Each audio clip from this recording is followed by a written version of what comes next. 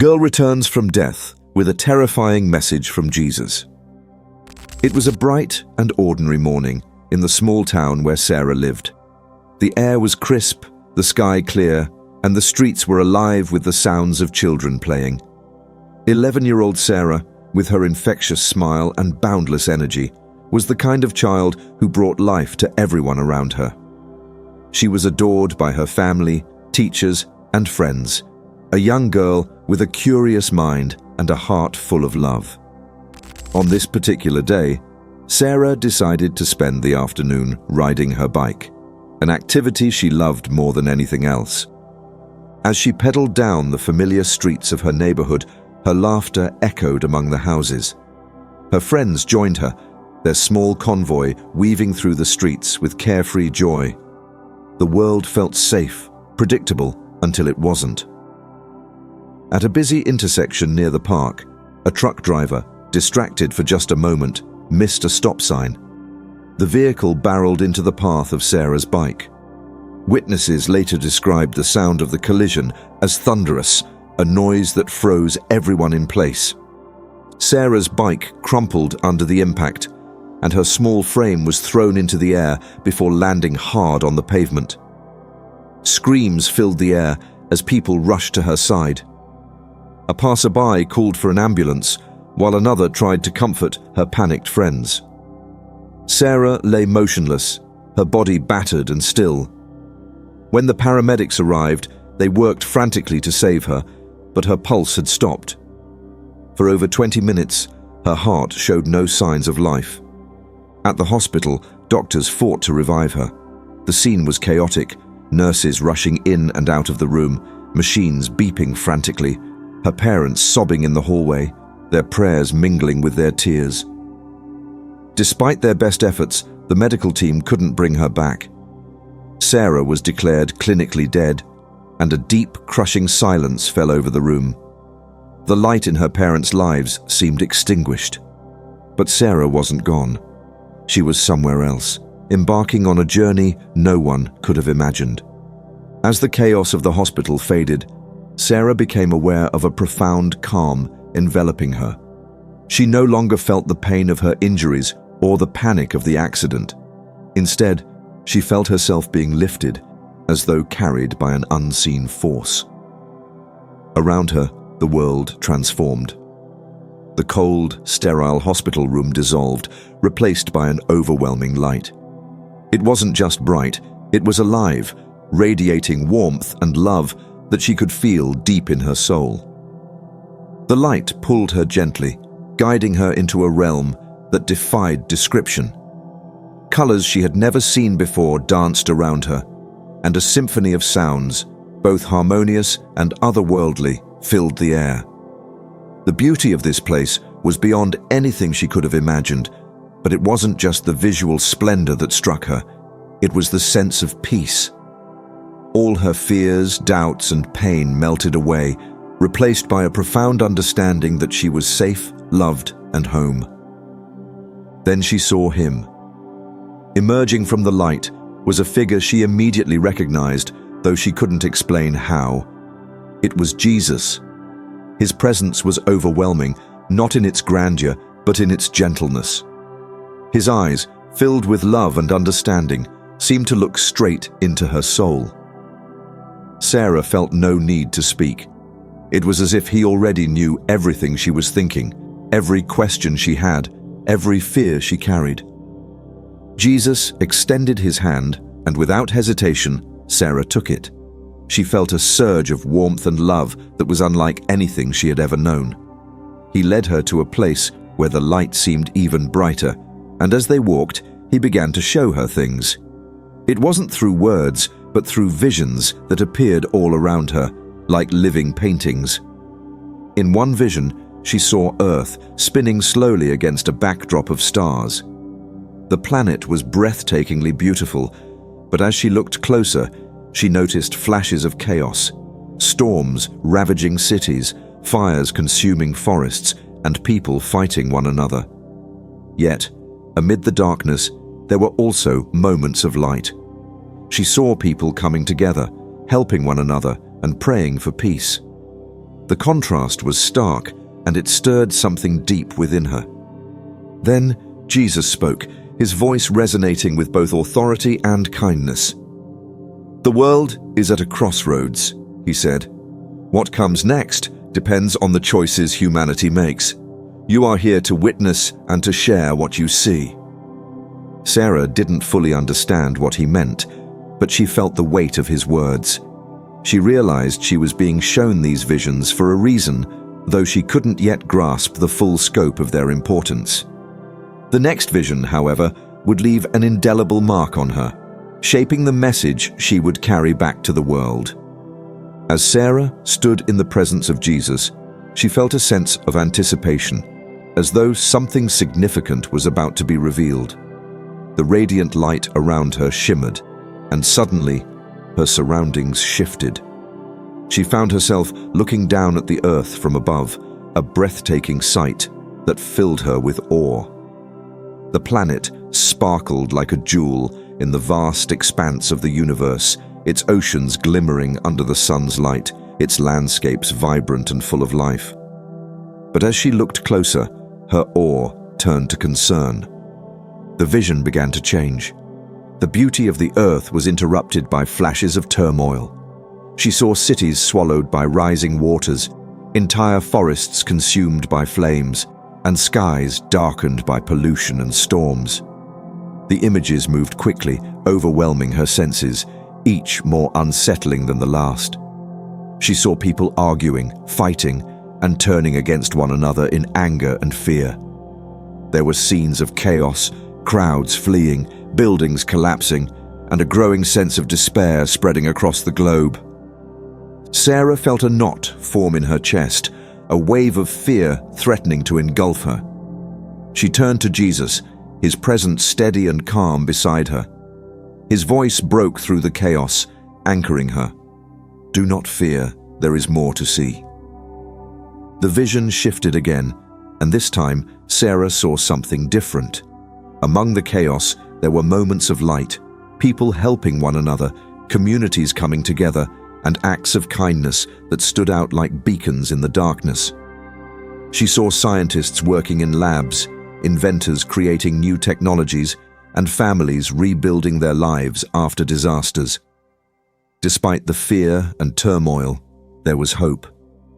Her focus was drawn to one particular scene. In a futuristic city filled with sleek buildings and advanced technology, she saw robots and artificial intelligence working alongside humans. The sight surprised her.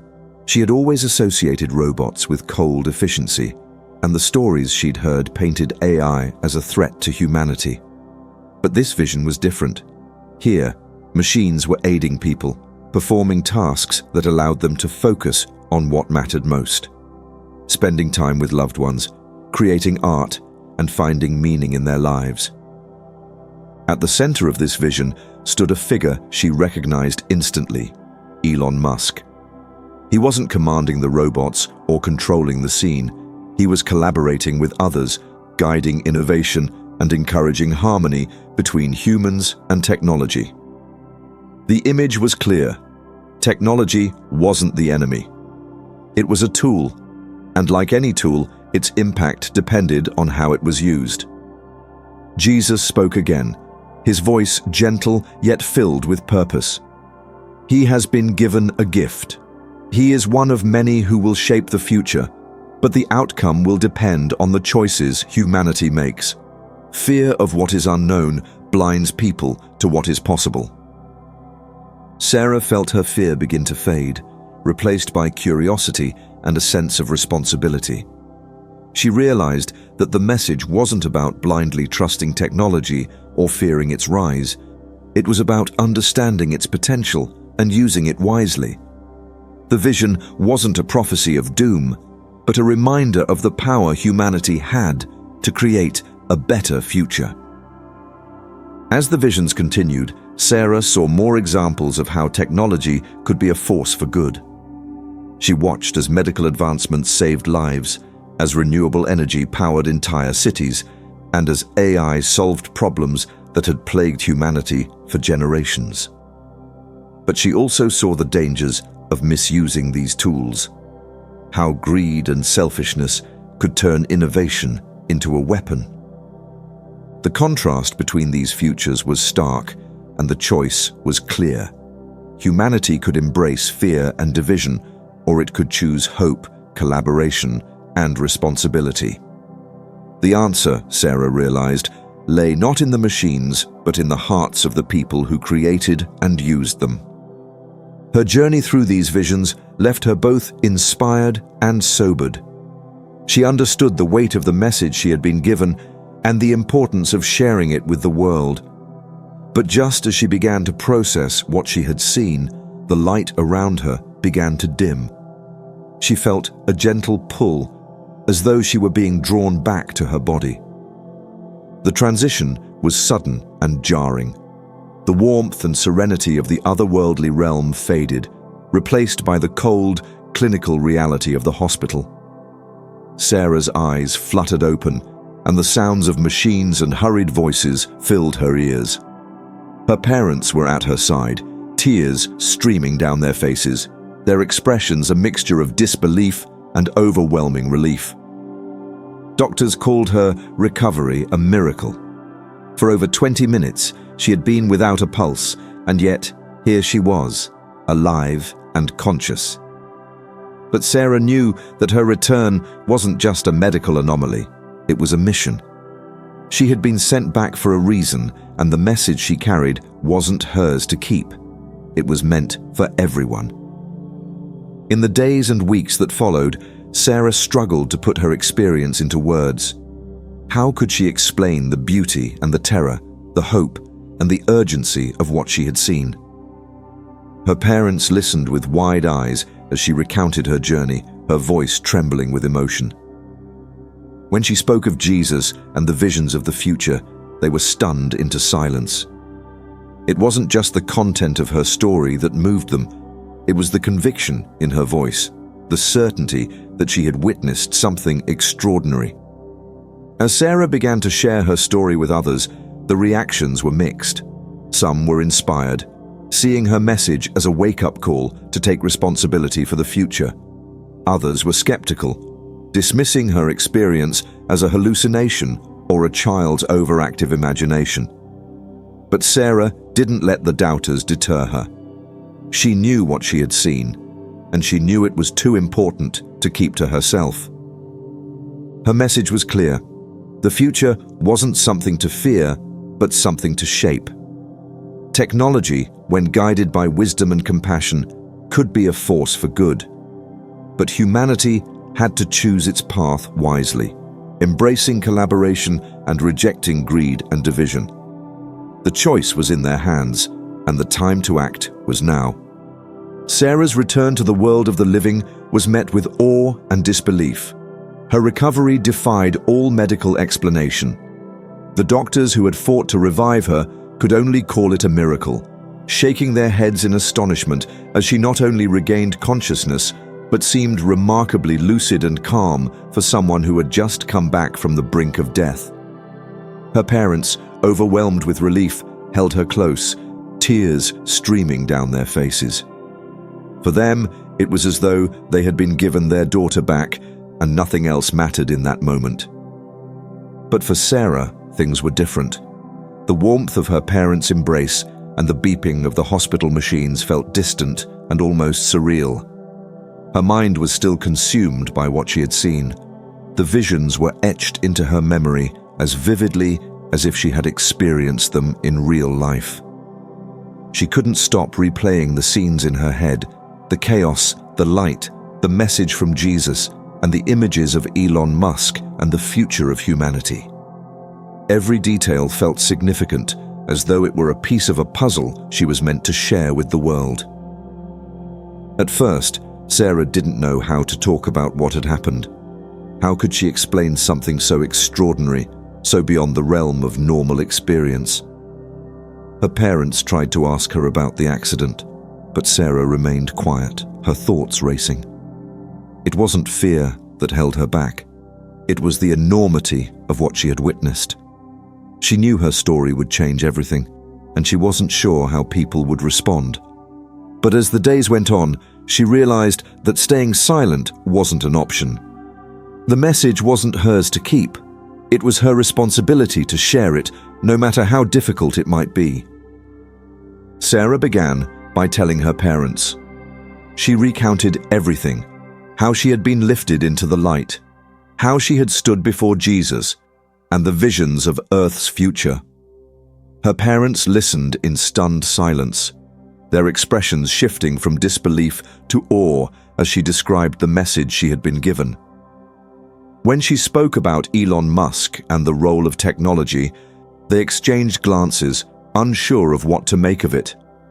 But they could see the conviction in her eyes and hear the sincerity in her voice. Whatever Sarah had experienced, it was clear that it had left a profound impact on her.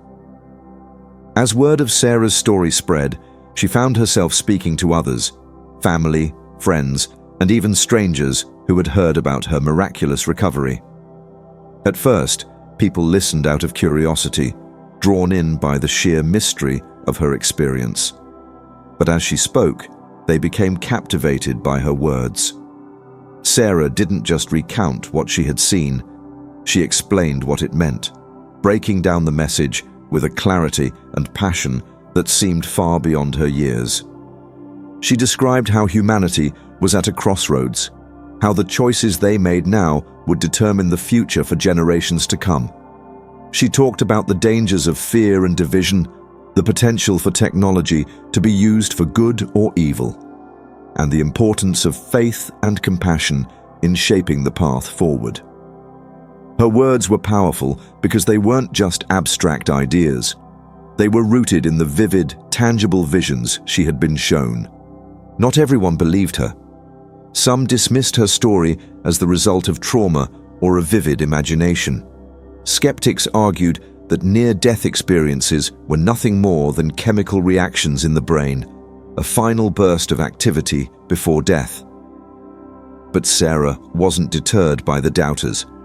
She understood their skepticism. It was natural to question something so extraordinary. But she also knew that the truth of her experience wasn't dependent on whether or not others believed it. She had seen what she had seen, and that was enough.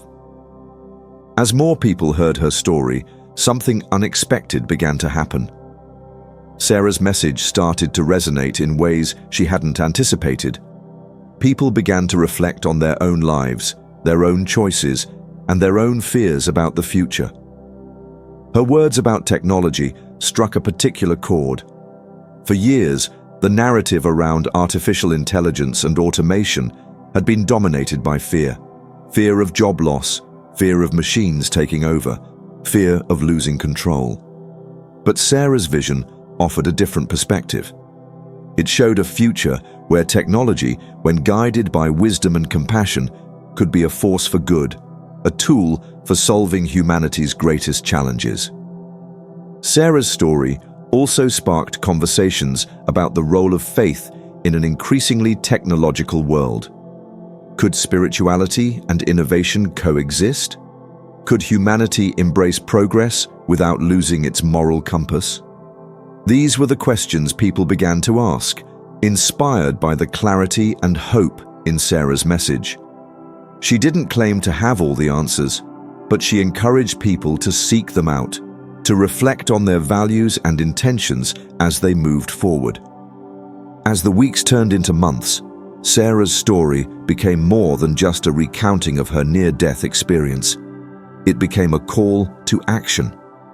She urged people to look beyond their fears and embrace the responsibility that came with progress. The future isn't something that happens to us, she would say. It's something we create. We have the power to shape it, but we have to choose wisely. She also spoke about the importance of community, of working together to build a better world. The visions she had seen weren't just about individuals. They were about humanity as a whole. The choices people made collectively, the values they upheld, and the way they treated one another would determine the path forward. It wasn't enough for a few people to act. Everyone had to take responsibility for the future they wanted to see.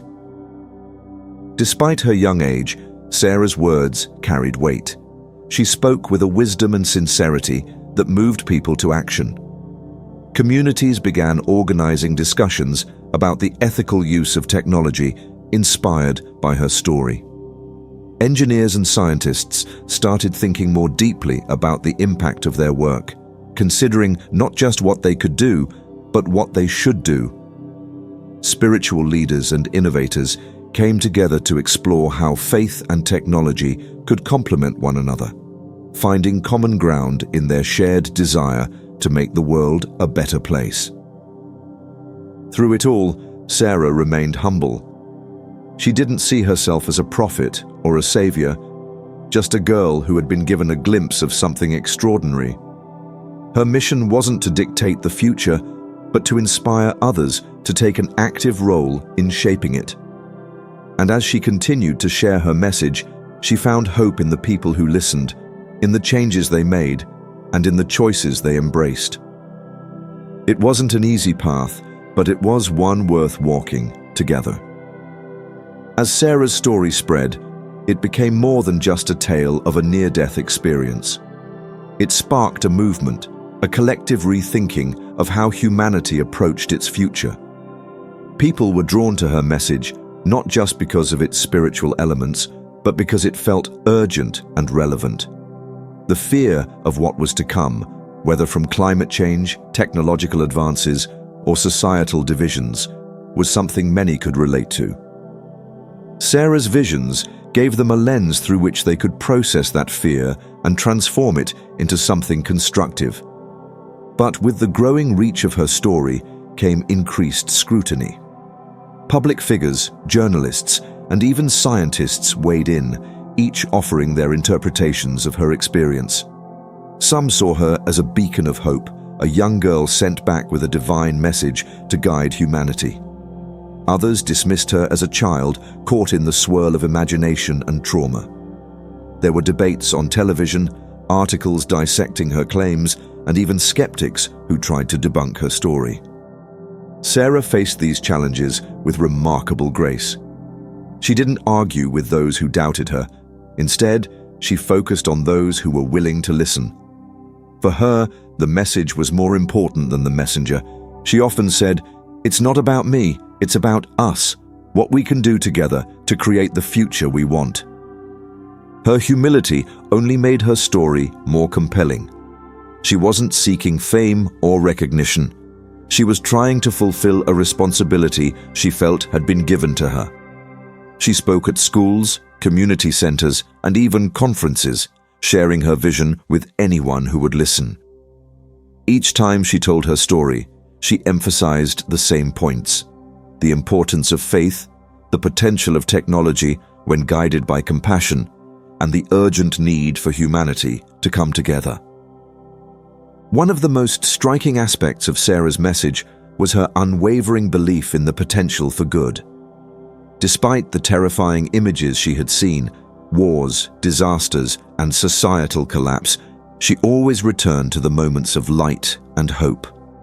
She believed that these glimpses of humanity's resilience and kindness were the key to overcoming the challenges ahead. It wasn't about erasing fear, it was about rising above it, about using it as a catalyst for change. Her vision of Elon Musk and the role of technology continued to spark debate. Many people had strong opinions about Musk and the growing influence of artificial intelligence. To some, he represented progress and innovation. To others, he was a symbol of unchecked ambition and the dangers of technological dominance. Sarah's perspective was refreshingly balanced. She didn't portray Musk as a savior or a villain. She saw him as a figure with immense potential to influence the future for better or worse. This perspective resonated with many, especially those working in technology and innovation. Engineers, programmers, and entrepreneurs began to reflect on the moral implications of their work. They started asking questions that went beyond technical feasibility. How will this affect people's lives? Will it create opportunities or inequalities? Are we building tools that serve humanity or control it. Sarah's influence began to ripple outward, inspiring not just individuals, but entire communities. Workshops on ethical technology design popped up in cities around the world. Faith leaders began collaborating with technologists to explore ways in which spirituality could guide innovation. Schools started integrating lessons on responsibility and empathy into their STEM curricula. The changes weren't sweeping or immediate, but they were meaningful, laying the groundwork for a future shaped by intention rather than fear. For Sarah, these small victories were a source of hope. She often reminded people that progress didn't have to be monumental to matter. Even the smallest choices can ripple out and create change, she would say. What matters is that we choose with love, not fear. But not everyone embraced the message of hope. There were still those who clung to the belief that humanity was doomed, that technology would inevitably lead to destruction, and that no amount of faith or effort could change that. Sarah understood their perspective. After all, she had seen the terrifying potential of a world gone wrong. But she refused to accept that future as inevitable. She believed deeply in humanity's ability to adapt, to grow, and to learn from its mistakes. Her resilience in the face of doubt inspired others to reconsider their own pessimism. People who had given up on the idea of a better future began to find hope in her words. They started taking small steps, volunteering in their communities, supporting sustainable initiatives, or simply treating those around them with more kindness. These acts, though seemingly minor, were exactly the kind of ripple effects Sarah had hoped to inspire. As the years went on, Sarah's story became less about the extraordinary details of her near-death experience and more about the change it had sparked. The visions of chaos and hope she had seen weren't just warnings. They were lessons, showing humanity the consequences of its choices and the possibilities of its potential. Her journey was a reminder that the future wasn't a distant event. It was something being created every day through every action, decision, and intention. Sarah often reflected on the words Jesus had spoken to her. The world is at a crossroads. Those words stayed with her, guiding her as she continued to share her message. She believed deeply that humanity still had a chance to choose the right path, but it required effort, faith, and a willingness to work together. Her story became a symbol of what was possible when fear was replaced with hope, when division was replaced with unity, and when innovation was guided by compassion. It wasn't a promise of an easy road or a guarantee of success, but it was a call to action, a reminder that the power to shape the future lay in humanity's hands. In the end, Sarah's greatest gift wasn't the story she told or the visions she shared. It was the hope she inspired in others. She showed people that no matter how dark the world might seem, there was always light to be found. And that light, she believed, was within every person waiting to shine. It was up to humanity to decide how brightly it would burn.